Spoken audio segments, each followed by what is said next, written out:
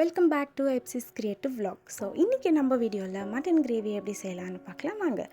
So ஒரு pan எடுத்துகிட்டு அதில் சோம்பு, பட்டை, மிளகு, சீரகம், கிராம்பு இது எல்லாமே ட்ரையாக நம்ம ஃப்ரை பண்ணிக்கலாம்.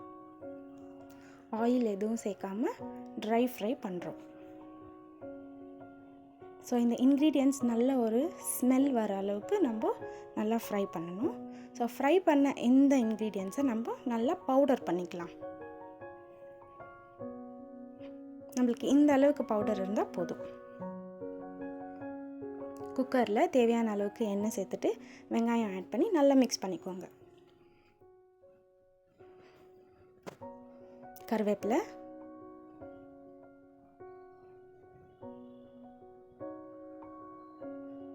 நம்ம வாஷ் பண்ணி வச்சுருக்கிற மட்டன்ஸை இது கூட ஆட் பண்ணி நல்லா மிக்ஸ் பண்ணுங்கள்.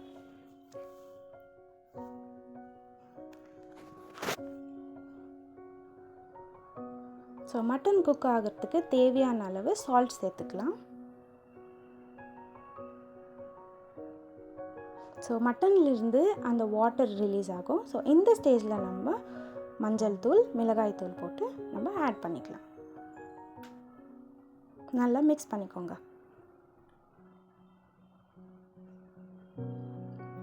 நம்ம போட்டிருக்க இந்த மசாலாவில் மட்டன் நல்லா குக் ஆகி வரணும்.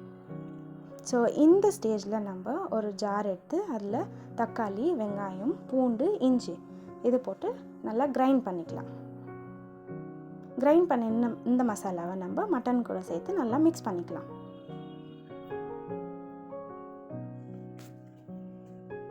மிக்ஸ் பண்ணிவிட்டு அந்த ரா ஸ்மெல் போகிற வரையிலும் நம்ம நல்லா குக் பண்ணலாம். குக் ஆனதுக்கப்புறமா நம்ம ஃபர்ஸ்டே பண்ணோம் இல்லைங்களா அந்த ட்ரை பவுடர், அதை இந்த ஸ்டேஜில் நம்ம ஆட் பண்ணி நல்லா மிக்ஸ் பண்ணலாம்.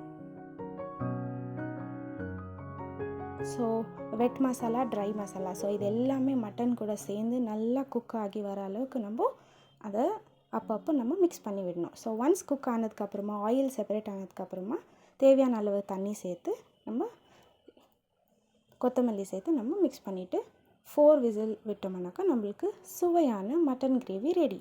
ஸோ இந்த வீடியோ பிடிச்சிருந்தா லைக் பண்ணுங்கள், ஷேர் பண்ணுங்கள், கமெண்ட் பண்ணுங்கள், மறக்காமல் சப்ஸ்கிரைப் பண்ணுங்கள்.